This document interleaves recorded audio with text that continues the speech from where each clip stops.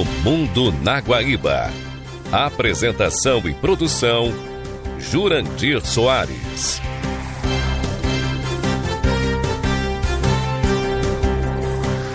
Boa noite.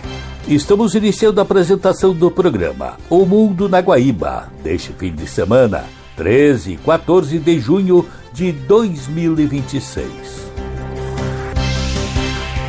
Este programa tem o apoio de Cindy Lojas Porto Alegre, Padaria e Confeitaria Roma e Instituto Unimed RS. Dia dos Namorados, Cindy Lojas Porto Alegre. Compre nas lojas associadas, coloque seu CPF na nota e concorra a prêmios diários.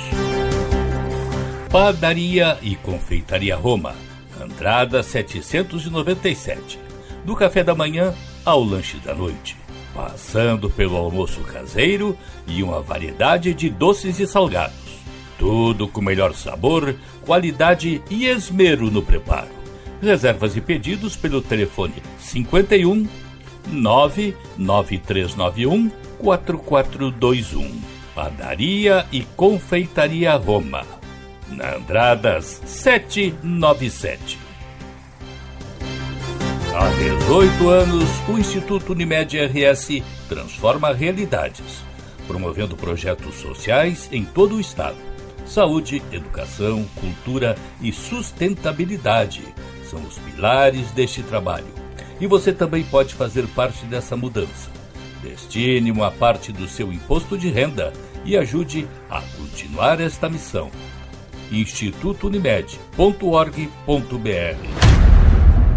No programa de hoje, vamos falar sobre o Peru, que dá um exemplo para o Brasil. Vamos falar sobre os acordos feitos por Xi Jinping com a Coreia do Norte.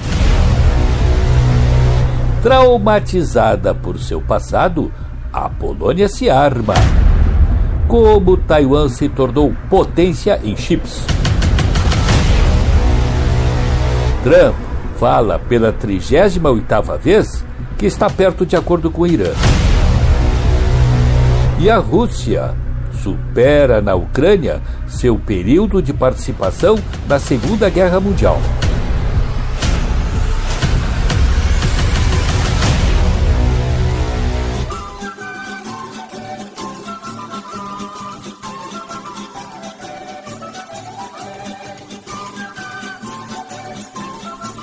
O Peru segue as voltas com um processo eleitoral cujo resultado está em meio a uma grande indefinição. E a apuração que vinha se desenvolvendo de modo acelerado estancou e tende a levar dias para chegar ao seu final, segundo informações do Comitê Eleitoral.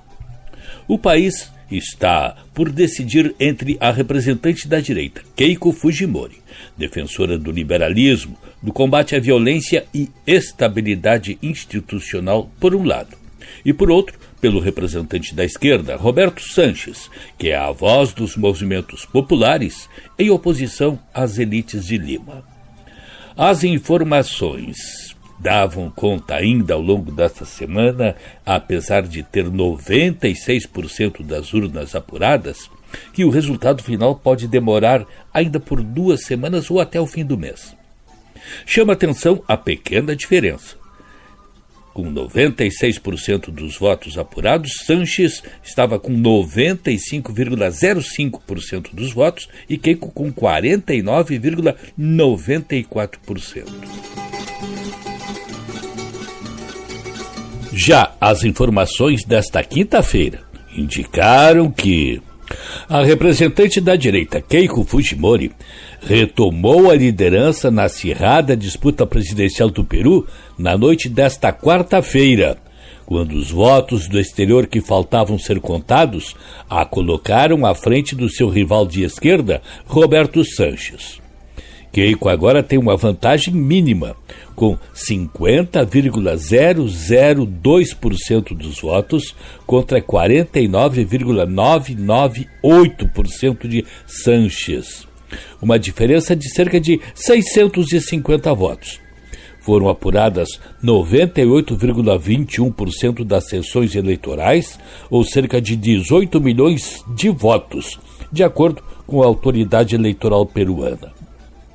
Resta apenas uma pequena parcela de votos a ser contabilizada, mas 1,76% das sessões eleitorais, representando cerca de 400 mil votos, foram sinalizados para a revisão judicial, um processo que pode levar semanas.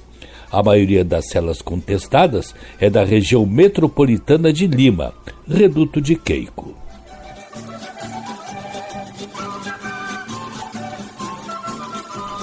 O interessante é que quem vencer irá receber um país dividido politicamente, mas que na economia vai bem. A economia do Peru destaca-se por sua resiliência e estabilidade, impulsionada por um forte controle inflacionário e gestão fiscal equilibrada. O país projeta um crescimento econômico de 3,2% para 2026, patamar superior à média latino-americana, amparado no forte desempenho da indústria de mineração. O país é o terceiro maior produtor mundial de cobre e firmou acordos de livre comércio vitais com China e Estados Unidos, que impulsionam suas exportações. Apesar dos fundamentos macroeconômicos sólidos e da expansão consistente do PIB, o país enfrenta desafios estruturais. A renda e a riqueza continuam muito concentradas, e a taxa de pobreza ainda atinge cerca de 34% da população. Além disso, a nação tem testado a blindagem de sua economia em meio a um longo período de instabilidade e turbulências no cenário político local. E é justamente o resultado dessa turbulência política que chama a atenção. Na última década, o Peru trocou praticamente um presidente a cada ano. Entre estes, 2 renunciaram e 4 foram destituídos. Acontece que no Peru funcionou o julgamento de uma operação que no Brasil foi anulada, a Lava Jato. Corrupção, lavagem de dinheiro e rebelião estiveram no topo das condenações. E lá também teve a presença marcante da construtora brasileira Odebrecht. Um dos presidentes condenados, Alan Garcia, cometeu suicídio em 2019, quando estava prestes a ir para a prisão. Antes dele, o pai de Keiko, Alberto Fujimori, que governou o país de 2009 a 2015 e que morreu em 2024, foi condenado a 25 anos de prisão por corrupção e crimes contra a humanidade.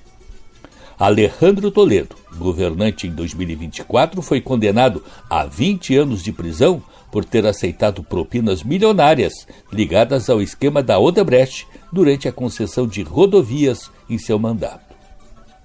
O antecessor, Ollanta Humala, julho de 2011 a julho de 2016, envolveu-se com o recebimento de doações ilícitas da construtora Odebrecht e do governo venezuelano para financiar suas campanhas eleitorais, além de envolver-se em lavagem de dinheiro. Levou 15 anos de prisão. Mesmo envolvimento teve Pedro Paulo Kuczynski, julho de 2016 a março de 2018, que renunciou. Martim Vizcarra, março de 2018 a novembro de 2020, condenado a 14 anos de prisão. A justiça provou que ele recebeu subornos bilionários de empresários em troca de obras públicas durante a época em que foi governador de Moquegua. Pedro Castilho, mentor do atual candidato Roberto Sanches, foi condenado a 11 anos e 5 meses de prisão pelos crimes de conspiração e rebelião após tentativa frustrada de autogolpe em 2022, quando tentou dissolver o Congresso. Mais 2 impeachments ainda aconteceram, com Dina Boluarte, dezembro de 22 a outubro de 25, e José Heri, outubro de 2025 a fevereiro de 26. Ou seja, muita corrupção, mas com as correspondentes condenações.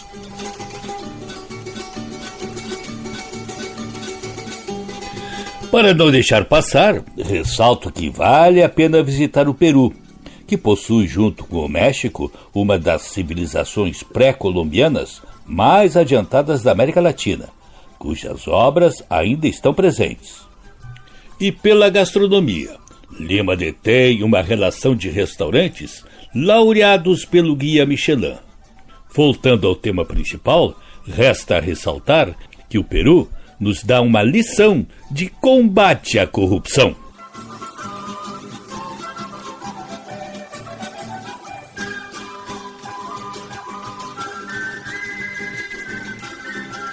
A seguir,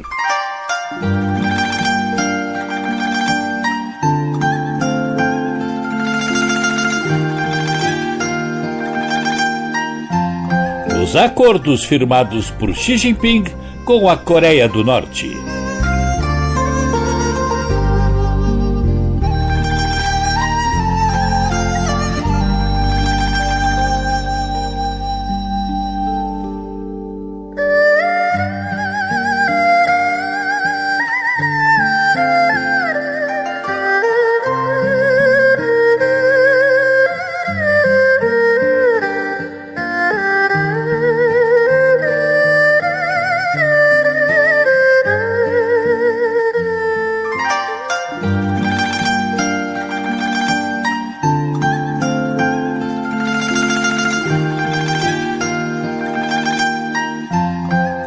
O presidente da China, Xi Jinping, encerrou uma visita de 2 dias a Pyongyang, capital norte-coreana, em sua primeira viagem à Coreia do Norte desde 2019.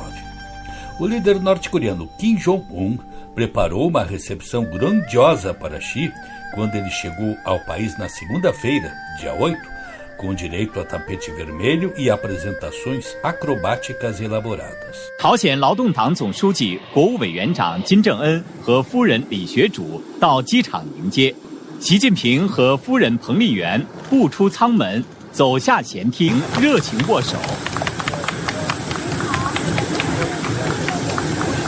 朝鲜少年儿童向习近平和夫人彭丽媛献花。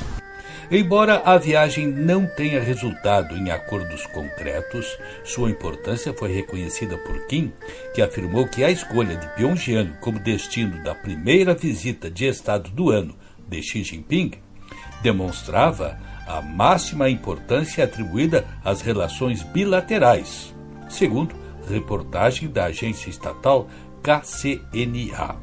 A visita também ocorre em um momento em que o governo chinês tenta reafirmar sua influência sobre um parceiro estratégico, porém imprevisível, que recentemente se aproximou da Rússia. Os detalhes da visita de Xi Jinping à Coreia do Norte nos são contadas por Renan de Souza, da CNBC.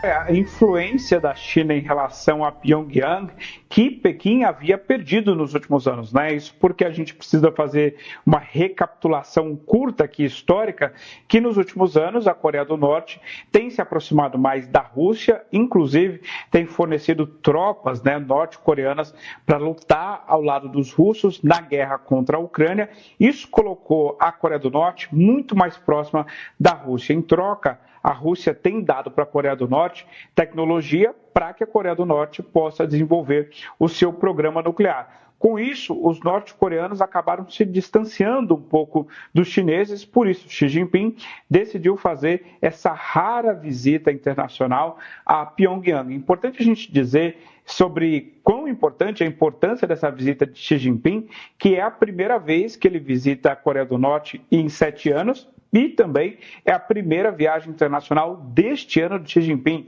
e ele escolheu justamente ali a Coreia do Norte. Xi Jinping deixou muito claro que quer aumentar a parceria estratégica com os norte-coreanos, e especialmente em áreas como comércio, né, como economia, agricultura, saúde, construção, ciência e também tecnologia. A Coreia do Norte atualmente está numa posição muito melhor para negociar e também defender os seus interesses.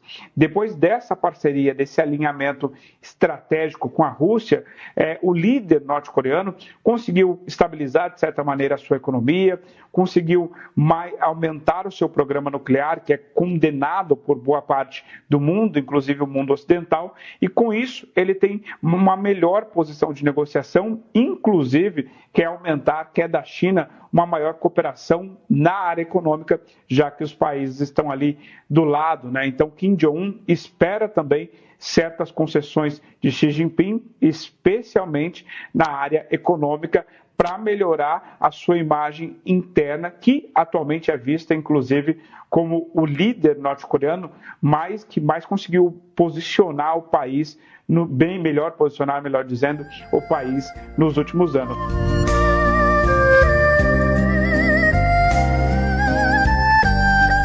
Com essa visita, Xi considera que fez o suficiente para lembrar Kim de que seu principal aliado continua sendo a China. Já Kim provavelmente deve ter avaliado que recebeu uma autoridade desse porte poucas semanas depois de Xi ter se reunido com o presidente dos Estados Unidos, Donald Trump, e com o presidente russo Vladimir Putin.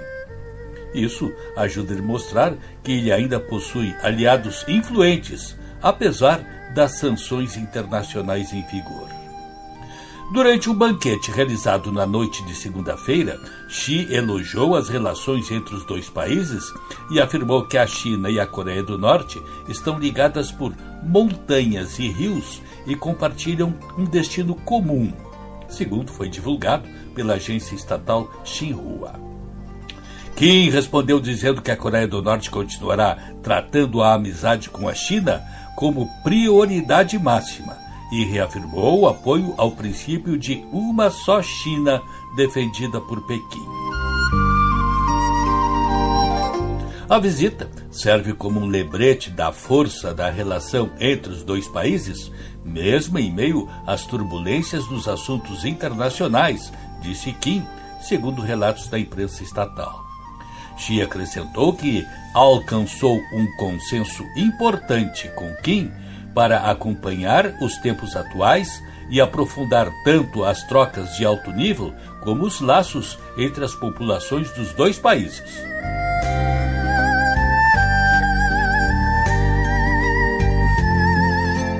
Os dois líderes também destacaram que este ano marca o 65º aniversário do Pacto de Defesa entre a China e a Coreia do Norte, o único tratado desse tipo mantido por Pequim com outro país. A China é o parceiro político e econômico mais importante da Coreia do Norte e representa uma tábua de salvação diante das pesadas sanções internacionais impostas por causa do seu programa nuclear. Mas, apesar da dependência norte-coreana em relação à China e de sua posição secundária na aliança, Kim aparentemente conseguiu prevalecer em pelo menos um tema importante nesta semana. As discussões sobre a desnuclearização da Coreia do Norte ficaram notavelmente ausentes dos relatos divulgados pela imprensa estatal sobre as conversas entre os dois líderes. Vale lembrar que o programa atômico da Coreia do Norte é o principal alvo das sanções que são impostas contra o país, especialmente pelos Estados Unidos. Porém, nos últimos anos, a China reduziu significativamente suas cobranças públicas pela desnuclearização da Península Coreana e passou a evitar menções públicas sobre o tema.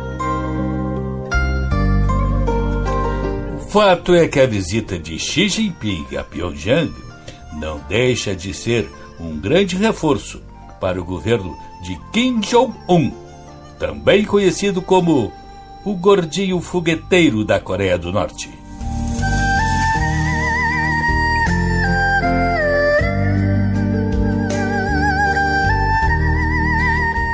A seguir,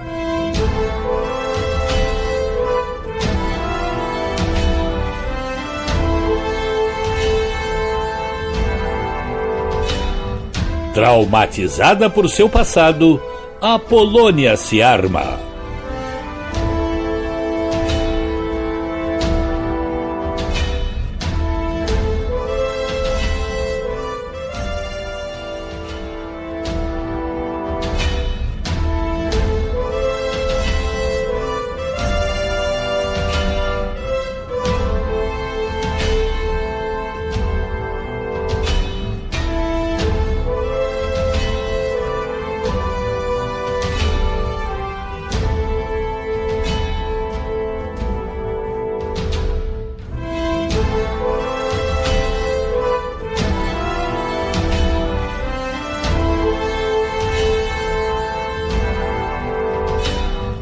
Nos últimos anos, a Polônia tornou-se um membro da OTAN que mais tem investido em armamentos. 5% do seu PIB tem essa destinação. E isso já se dá há algum tempo. Mas especialmente desde que o país vislumbrou as intenções expansionistas de Vladimir Putin com o seu sonho de recuperar a antiga União Soviética, da qual a Polônia foi forçada a fazer parte, com sua população vivendo terríveis anos de opressão. Uma situação que jamais quer ver voltar. Hoje, no mundo militar, nos conta como a Polônia foi oprimida ao longo da história pela Alemanha nazista de Hitler e depois a comunista de Stalin, e como depois se libertou desse jugo. Em 1919, a Polônia, logo após ter sido reconstituída como nação, depois de um período de 123 anos desmembrada entre a Prússia, Rússia e Áustria, foi atacada pelo exército comunista de Lenin, que desejava reaver os territórios que estiveram sob controle do Império da Rússia. Graças à bravura, coragem e determinação dos poloneses, a poderosa Rússia soviética de Lenin foi derrotada, obrigando os comunistas de Moscou a reconhecerem as fronteiras do país. Mas a Rússia, rancorosa e vingativa, não se esqueceu daquela derrota, e em 1939, o ditador comunista Stalin voltou a atacar a Polônia após se aliar com ninguém mais, ninguém menos que a Alemanha nazista de Hitler. Em setembro daquele ano, nazistas e comunistas soviéticos deram as mãos em um ataque conjunto contra a Polônia, com a metade ocidental ficando com Hitler e a metade oriental ficando com o seu aliado da época, Stalin. Entre setembro de 1939 e junho de 1941, tanto Hitler como Stalin perseguiram, assassinaram e escravizaram milhões de poloneses, com Hitler, a partir de junho de 1941, conquistando toda aquela área, destruindo a Polônia como nação e criando no seu lugar departamentos administrativos controlados com mão de ferro pela máquina burocrática e assassina do Partido Nazista. 4 anos depois, a Polônia, transformada em ruínas, foi conquistada por Stalin, que continuou ali o trabalho iniciado por Hitler, perseguindo, prendendo, deportando e executando todos aqueles que eram vistos por ele como obstáculos para a assimilação completa da Polônia. Durante quase 45 anos, a Rússia tratou a Polônia como um mero estado tampão, uma espécie de amortecedor que só existia para receber a maior parte do impacto de um eventual ataque da OTAN. Por 4 décadas e meia, o povo polonês foi oprimido e mantido na pobreza, com todas as imensas riquezas produzidas no país sendo integralmente enviadas para a Rússia, que, em contrapartida, oferecia algumas migalhas, o suficiente para os poloneses não morrerem de fome e para não se revoltarem contra o Partido Comunista. Mas, nos anos 80, a paciência polonesa acabou, e aquele povo, ansioso por voltar a ter liberdade de pensamento e de escolha, começou a se levantar contra a opressão da Rússia comunista, resultando em manifestações e protestos cada vez maiores, levando a Rússia a impor na Polônia a lei marcial e a intensificar ainda mais a opressão e a perseguição ao povo polonês. Em 1989, com a União Soviética se aproximando do seu colapso, a Polônia viu a oportunidade para acelerar o seu esforço em busca da democracia, fundando em dezembro daquele ano a Terceira República, marcando o retorno da democracia após um hiato de 50 anos. Nos anos 90, a Rússia estava falida e cambaleante após o desmoronamento soviético. Mas os poloneses sabiam que assim que voltasse a ter força suficiente, a Rússia voltaria a ameaçar os seus vizinhos. E por isso trataram de se aproximar do Ocidente, entrando para a OTAN em 1999 e para a União Europeia em 2004. No século XXI, com a Rússia firmemente controlada por Vladimir Putin, a previsão da Polônia se tornou realidade, com os russos em 2008 invadindo a pequena Geórgia, anexando territórios no norte do país, e com os russos em 2014 invadindo a Ucrânia e anexando ilegalmente a Crimeia, com Putin iniciando, também naquele ano, uma guerra civil em Donbás. Aquelas ações da Rússia em 2008 e 2014 confirmaram os temores da Polônia com relação à Rússia, levando o governo polonês a iniciar um profundo processo de modernização e ampliação das suas forças armadas. Um processo que se intensificou ainda mais depois da invasão russa em larga escala da Ucrânia em fevereiro de 2022. Aquela invasão mudou radicalmente o contexto geopolítico na Europa, levando países outrora orgulhosos da sua neutralidade, como Suécia e Finlândia, a se aproximarem e entrarem na OTAN. Tudo com o objetivo de não se transformarem nas próximas vítimas do imperialismo expansionista de Vladimir Putin. A Europa agora, em 2023, é muito diferente do que era no início de 2022, com todos os países europeus sabendo claramente que quem não estiver inserido em uma aliança militar forte ou aquele que demonstrar fraqueza, será inevitavelmente pressionado e atacado pela máquina russa de guerra liderada por Putin. A Polônia, que como eu disse aqui, sofreu 4 anos debaixo do nazismo e 44 anos debaixo do comunismo, não quer voltar a ser subjugada e ocupada. E mesmo estando inserida na maior aliança militar do planeta e, por isso, contando com a cobertura militar dos Estados Unidos, decidiu reforçar por conta própria a sua defesa, firmando grandes contratos e adquirindo grandes quantidades dos mais avançados sistemas no mundo, com todos esses equipamentos sendo apresentados em um grande desfile militar que se realizou nesta terça, 15 de agosto, em Varsóvia.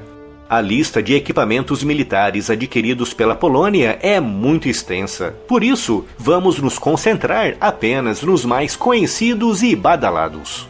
Em termos de blindados, o destaque vai para o K2 Black Panther de fabricação sul-coreana, um monstro de aço de 55 toneladas, equipado com o que de mais moderno existe hoje no mundo em termos de sistemas óticos, sensores e controle de tiro, com os poloneses comprando 180 blindados K2 para entrega imediata, com outros 820 que serão produzidos localmente na Polônia a partir de 2026. Os poloneses também adquiriram 116 blindados M1A1 Abrams, a versão mais antiga em operação do famoso blindado dos Estados Unidos, com outros 28 na versão M1A2 CEP-V2 e 250 na versão mais moderna, a CEP-V3. Esses veículos estão reforçando a atual frota de blindados poloneses, composta por 83 blindados Leopard 2A4, 105 na versão 2A5 e 45 na versão 2PL, além de largas centenas de blindados T-72 e da sua variação, o PT-91. Ainda em terra, os poloneses adquiriram 212 obuseiros sul-coreanos autopropulsados K9A1 e 460 da versão PL a serem fabricados na Polônia. Adquiriram também 170 obuseiros autopropulsados Krab, um projeto polonês, cerca de 230 obuseiros 2S1 dos tempos soviéticos e 122 morteiros pesados M120 HAK, um projeto local. Mas o grande destaque na área da artilharia polonesa vai mesmo para o M142 HIMARS, o lançador múltiplo de foguetes que tantas dores de cabeça está dando aos russos. Com menos de 30 lançadores, os ucranianos obrigaram os russos a estenderem as suas linhas de suprimentos em mais de 60 quilômetros, expulsando para a retaguarda todos os principais depósitos e centros de comando e de comunicação. Se com menos de 30 lançadores conseguiram tudo isso, imaginem a Polônia, que adquiriu 506 lançadores HIMARS. Os poloneses também estão investindo pesado nos veículos de combate de infantaria, adquirindo 2.100 veículos BWP Borsuk, armado com um canhão automático de 30 mm e lançadores de mísseis antitanque. Também compraram 359 veículos KTO Rosomak da Finlândia, um 8x8, também armado com um canhão automático de 30 mm.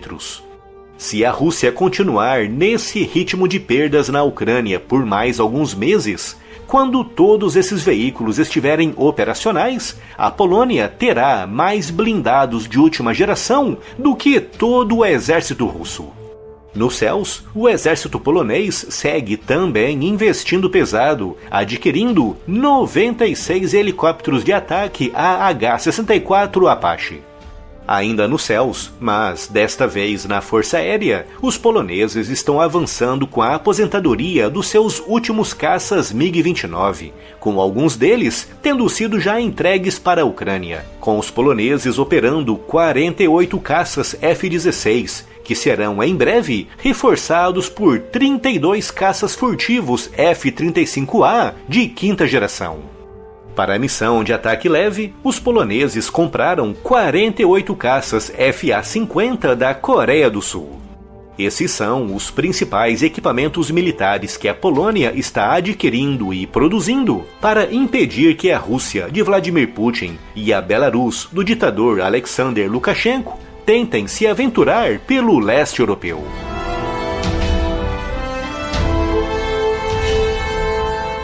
Esta é a preparação de um país que está vendo a sua vizinha Ucrânia passar pelo que está passando e sentindo que, uma vez a Ucrânia caindo, ela, Polônia, pode ser a próxima vítima.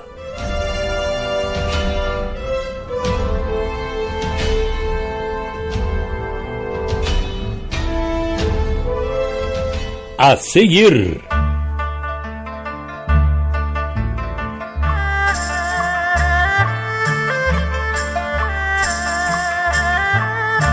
como Taiwan se tornou uma potência na produção de chips.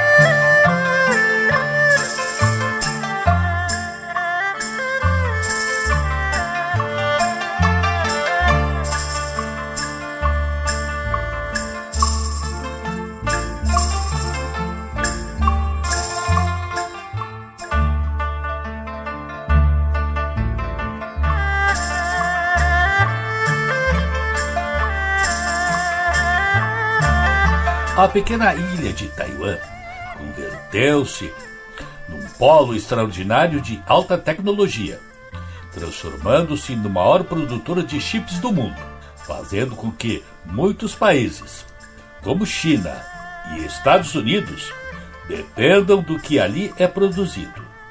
Porém, paira sobre a ilha a permanente ameaça de uma invasão chinesa, tendo em vista que Pequim considera a ilha uma província rebelde. Como Taiwan separou-se da China e tornou-se uma potência capitalista, e como desenvolveu o seu aperfeiçoamento na produção de chips. Quem nos conta esta história é Laís Alegrete, da BBC Brasil. Essa ilha cheia de arranha-céus e polo estratégico global era um lugar economicamente pouco expressivo e empobrecido na década de 60. Taiwan, a 160 quilômetros da China continental, tinha uma economia agrícola e dependia da exportação de açúcar e de roupas, mas conseguiu virar uma superpotência na fabricação de microchips, um componente crucial para o mundo moderno. Como aconteceu essa transformação? Uma ilha de 23 milhões de habitantes que também é pivô de uma das mais quentes disputas geopolíticas da atualidade. Um personagem que nos ajuda a contar essa história é Shi Qingtai. Esse taiwanês cresceu numa vila de pescadores e depois de se formar na Universidade de Taipei, decidiu estudar engenharia elétrica na Universidade de Princeton, nos Estados Unidos. O ano era 1969 e a revolução dos semicondutores estava começando. Fazia uma década que o inventor americano Robert Noyce havia criado o chamado circuito integrado monolítico, que unia todos os transistores, resistores e outros componentes eletrônicos em uma única pastilha de silício. Era uma espécie de versão inicial dos microchips, aparelhinhos do tamanho de uma unha que acabariam revolucionando os computadores pessoais e que viraram a essência de toda a tecnologia moderna, desde iPhones até aviões e carros. Bom, nosso personagem Shi Qingtai se formou em Princeton e trabalhou em empresas americanas de chips até 1976, quando decidiu voltar para Taiwan com todo o conhecimento que tinha acumulado. Naquela época, Taiwan passava por uma crise econômica. Oscilações no preço do petróleo tinham feito as exportações da ilha despencarem. O governo estava em busca de uma nova indústria nacional que permitisse diversificar sua economia. Era o momento certo para Shi Qingtai entrar em cena. Com outros ambiciosos engenheiros, ele ajudou a criar o Instituto de Pesquisa de Tecnologia Industrial, ITRI, na sigla em inglês, em Hsinchu, uma pequena cidade ao sul de Taipei. Foi ali que começou a produção experimental de microchips. Shi e seus colegas usaram tecnologia licenciada dos Estados Unidos. E qual não foi a surpresa quando a fábrica taiwanesa se tornou mais produtiva do que as americanas? Para Shi, os custos de produção mais baixos deram vantagem a Taiwan, o que por sua vez fez o governo taiwanês investir ainda mais na produção. O auge foi em 1987, quando foi fundada com capital estatal a Companhia Manufatureira de Semicondutores de Taiwan, ou TSMC. Ela é hoje a maior fabricante de chips do mundo. O primeiro a comandar essa fábrica foi o chinês-americano Morris Chang, hoje conhecido como o pai da indústria de semicondutores taiwanesa. Em vez de projetar chips próprios, Chang focou em produzir chips para outras empresas. O timing foi ideal. Foi bem nessa época que surgia uma leva de empresas do Vale do Silício que não tinham como custear a fabricação de chips próprios. A TSMC passou a suprir essa demanda. O resultado é que Taiwan produz hoje mais da metade dos 1 trilhão de chips feitos todos os anos no mundo e concentra mais ou menos 90% da produção dos chips mais avançados. Para se ter uma ideia de como esses pequenos dispositivos são importantes, um carro moderno tem entre 1.500 e 3.000 chips. Um iPhone 12 tem estimados 1.400 desses semicondutores. Não à toa a TSMC figura entre as empresas mais valiosas do planeta. Muitos detalhes dessa produção, aliás, são totalmente confidenciais. Ninguém entra com câmeras nas fábricas. Até hoje se discute qual o segredo da produtividade taiwanesa para produzir semicondutores de silício com bilhões de circuitos. Shi acha que a ilha foi bem sucedida porque recrutou os melhores engenheiros e não apenas importou tecnologia externa, como melhorou as técnicas que vieram de fora. Outros funcionários consultados pela BBC dizem que os salários de engenheiros em Taiwan ainda são muito mais baixos do que em lugares como Estados Unidos. Seja como for, o fato é que Taiwan é hoje praticamente insubstituível na cadeia produtiva global. Mas isso também deixa a ilha no centro da disputa entre China e Estados Unidos. Eu vou fazer um breve resumo da história de Taiwan para dar contexto a essa disputa. Nos anos 1940, uma guerra civil na China terminou com a vitória dos comunistas, que implementaram um sistema de partido único que vigora até hoje. Do lado derrotado, os nacionalistas, conhecidos como Kuomintang, fugiram para Taiwan e montaram um regime capitalista governado por uma ditadura durante décadas. Os dois lados, nacionalistas e comunistas, sempre reivindicaram serem os representantes verdadeiros da China, o que criou uma sinuca de bico na comunidade internacional a respeito de quem seria conhecido como país soberano. Inicialmente, a maior parte do mundo reconheceu Taiwan, mas a aproximação estratégica dos Estados Unidos com a China, que aconteceu nos anos 1970, consolidou uma política bastante paradoxal. De um lado, Estados Unidos e vários países, Brasil incluído, passaram a acatar a ideia de uma China única, colocando Taiwan como uma província rebelde que eventualmente voltaria ao controle chinês. De outro, o governo americano continuou a apoiar a autonomia e a financiar o armamento militar de Taiwan para se defender de um eventual ataque chinês. Essa política, como você pode imaginar, teve diversos picos de tensão nas últimas décadas, principalmente em momentos em que Taiwan tenta reafirmar sua autonomia. Então não é incomum que a China faça exercícios militares perto de Taiwan para ameaçar o que chama de arrogância das forças separatistas ou quando a ilha aumenta suas atividades militares. Só que a produção de semicondutores é tão importante que cria uma grande interdependência da economia de Taiwan, tanto com a China quanto com os Estados Unidos. E qualquer ataque direto à ilha criaria um enorme problema para toda a economia global. Por isso, convém-se dizer que a indústria de microchips deu a Taiwan um escudo de silício contra invasões externas. Existem estimativas apontando que um conflito que envolva Taiwan colocaria em risco 2 trilhões de dólares em trocas comerciais. Mas China e Estados Unidos também tentam diminuir sua dependência de Taiwan. A China investiu 50 bilhões de dólares na produção de chips, na expectativa de suprir 70% da demanda interna nos próximos anos. E também tenta atrair engenheiros taiwaneses que tragam consigo os segredos e macetes da fabricação dessa tecnologia. Os Estados Unidos aprovaram leis que dão subsídios à fabricação de chips dentro do país e levaram uma fábrica da taiwanesa TSMC para o estado do Arizona. Resta saber se esses esforços vão ser capazes de replicar a eficiência e o know-how dos taiwaneses e qual vai ser o impacto dessas mudanças na posição geopolítica da ilha. E o que gera grande expectativa é o futuro de Taiwan. A ilha será invadida pela China?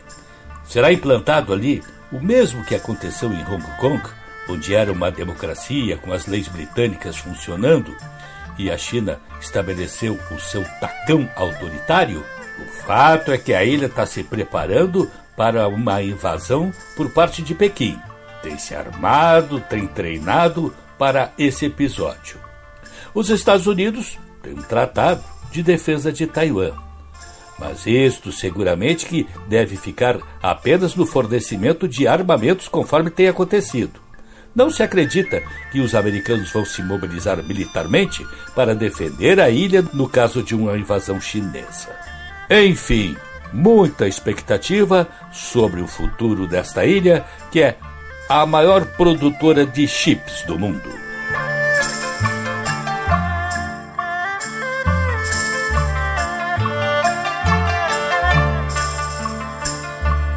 A seguir,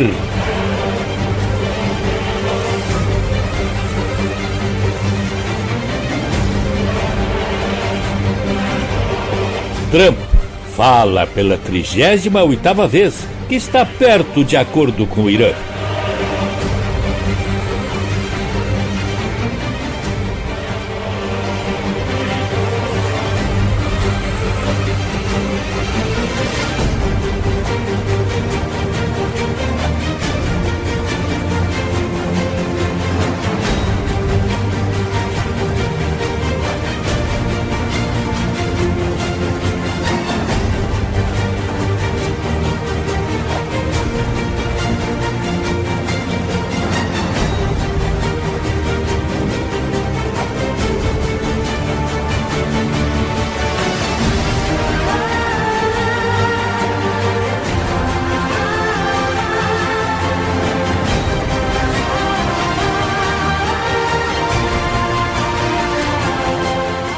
Até poucos dias atrás, notava-se que a vontade de terminar a guerra, dado o Golfo Pérsico, era mútua, tanto por parte dos americanos como dos iranianos.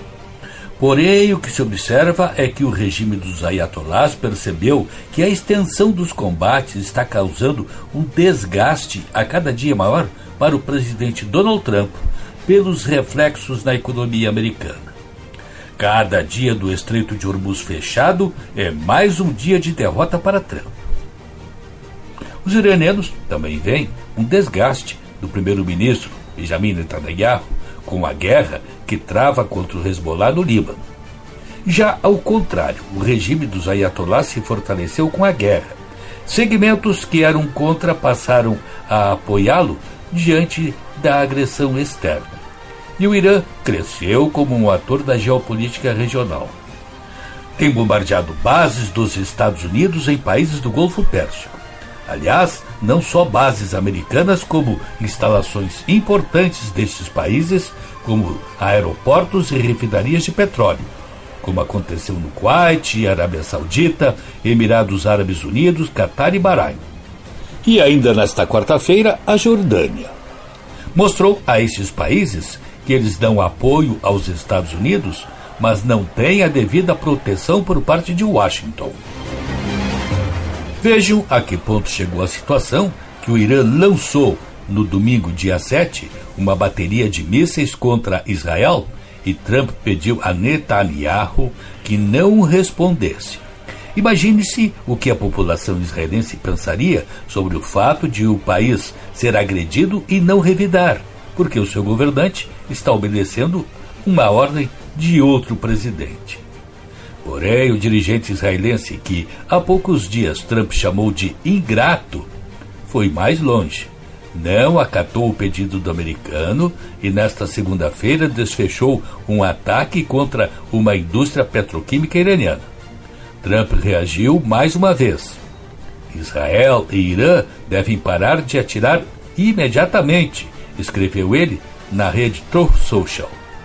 Em um post anterior, o republicano afirmou que as negociações estão avançando, embora sujeitas à ignorância ou estupidez que atrapalham o caminho. Porém, desta vez, acataram o pedido do americano.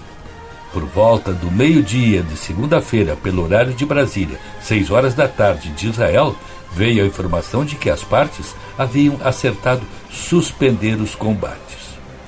A fragilidade desse cessar-fogo está no fato de o Irã anunciar que romperia caso Israel voltasse a atacar no Líbano.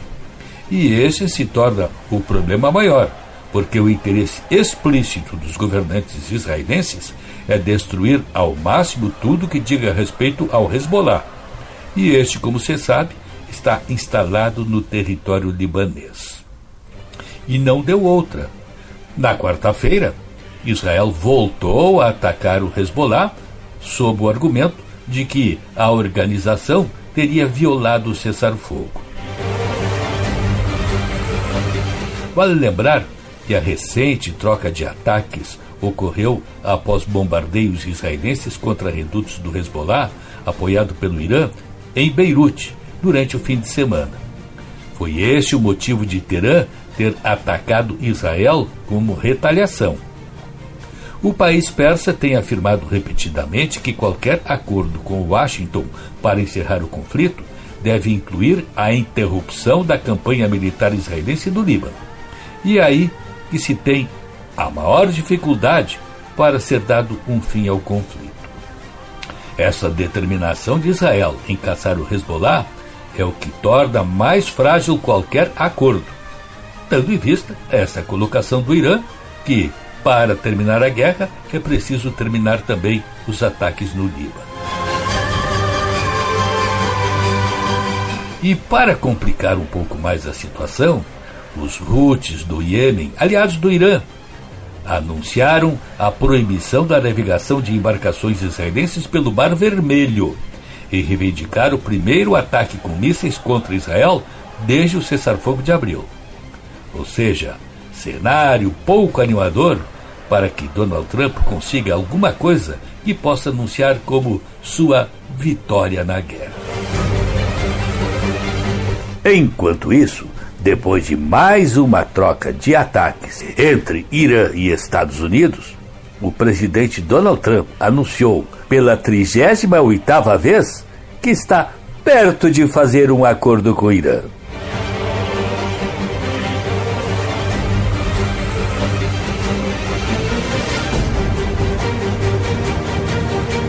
A seguir,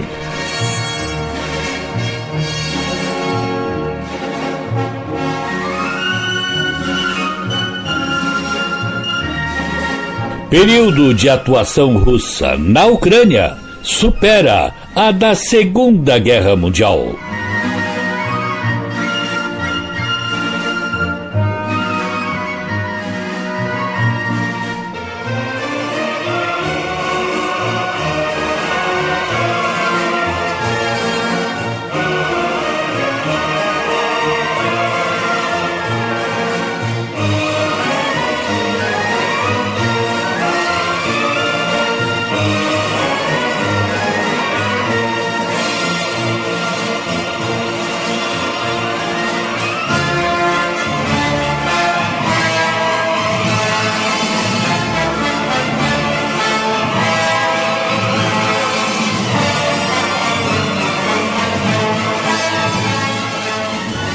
A guerra na Ucrânia superou nesta quarta-feira para a Rússia os 1.418 dias de sua participação na Segunda Guerra Mundial,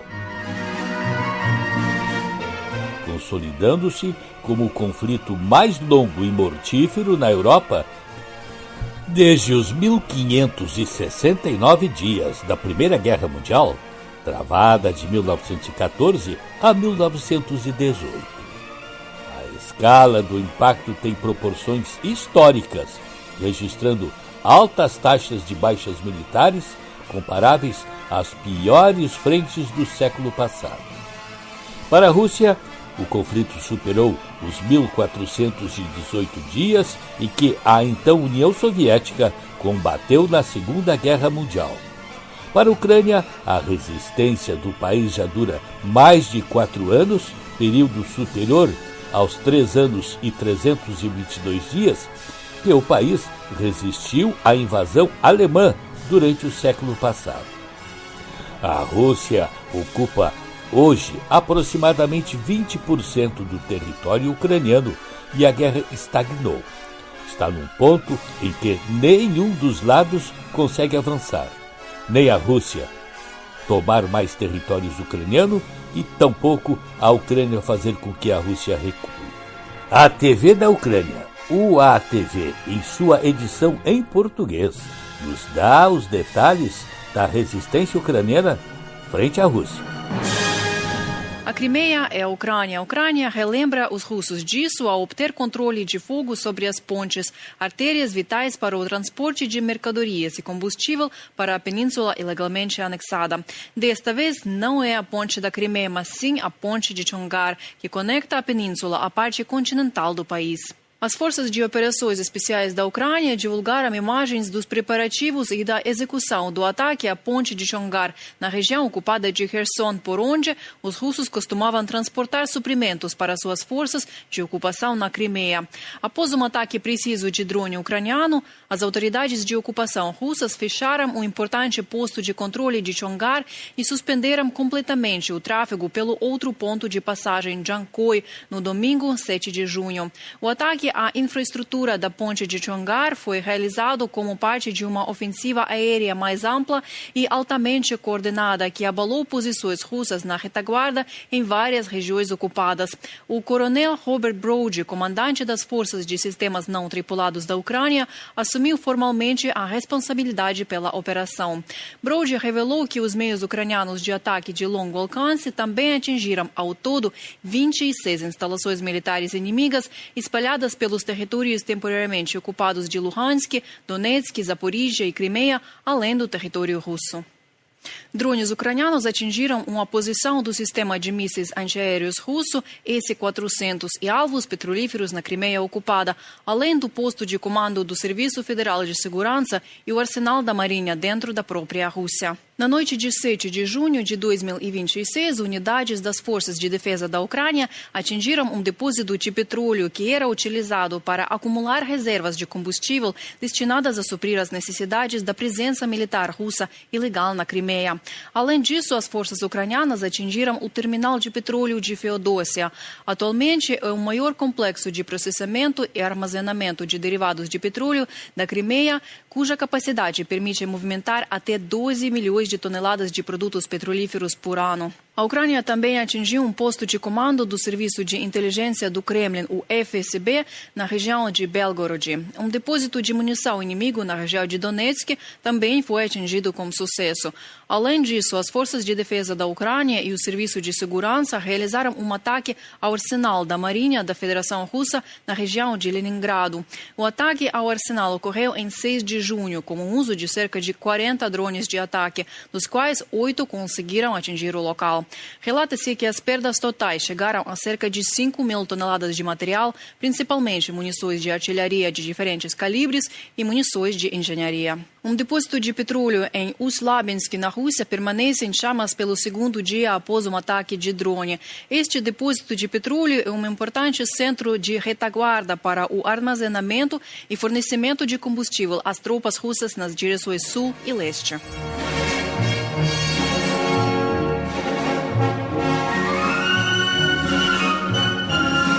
Quando o presidente Vladimir Putin enviou suas tropas para a Ucrânia em fevereiro de 2022, ele acreditava que o país cairia em poucos dias. Depois que a Ucrânia repeliu os russos e o conflito se transformou em uma guerra de desgaste, mesmo muitos dos combatentes não poderiam imaginar que duraria tanto tempo. Mas a guerra continua violenta e com as negociações de paz paralisadas. Não dá sinais de que terminará em breve. E muitos ucranianos acreditam que esta é, na realidade, a guerra mais longa da história recente, pois ela teria começado em 2014, quando a Rússia tomou a Crimeia, superando, neste caso, os 6 anos da Segunda Guerra Mundial.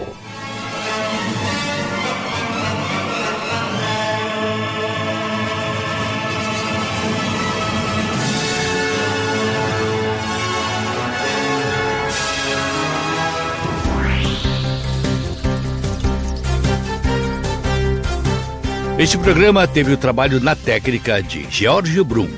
Na mesa de áudio, Luciano Vargas. Coordenação de jornalismo, Rafael Sequim. E direção-geral, Claudinei Girotti. E o programa também teve as seguintes participações. Da ONU News em Nova York, Mônica Grayle para a Rádio Guaíba. Silvano Mendes, da Rádio França Internacional, especial para a Rádio Guaíba. Hoje, no mundo militar. Adriana Moisés, da Rádio França Internacional, em especial para a Rádio Guaíba. O Mundo na Guaíba fica disponível no blog jurandirsoares.com.br e no Spotify. Este programa tem o apoio de Cindy Lojas Porto Alegre, Padaria e Confeitaria Roma e Instituto Unimed RS. Dia dos Namorados, Cindy Lojas Porto Alegre. Compre nas lojas associadas, coloque seu CPF na nota e concorra a prêmios diários. Padaria e Confeitaria Roma, Andrada 797. Do café da manhã ao lanche da noite, passando pelo almoço caseiro e uma variedade de doces e salgados. Tudo com melhor sabor, qualidade e esmero no preparo. Reservas e pedidos pelo telefone 51 99391 4421. Padaria e Confeitaria Roma, na Andradas 797. Há 18 anos, o Instituto Unimed RS transforma realidades, promovendo projetos sociais em todo o estado. Saúde, educação, cultura e sustentabilidade são os pilares deste trabalho. E você também pode fazer parte dessa mudança. Destine uma parte do seu imposto de renda e ajude a continuar esta missão. institutounimed.org.br. O Mundo na Guaíba volta no próximo sábado. Um bom fim de semana para todos. Você ouviu O Mundo na Guaíba. Apresentação e produção, Jurandir Soares.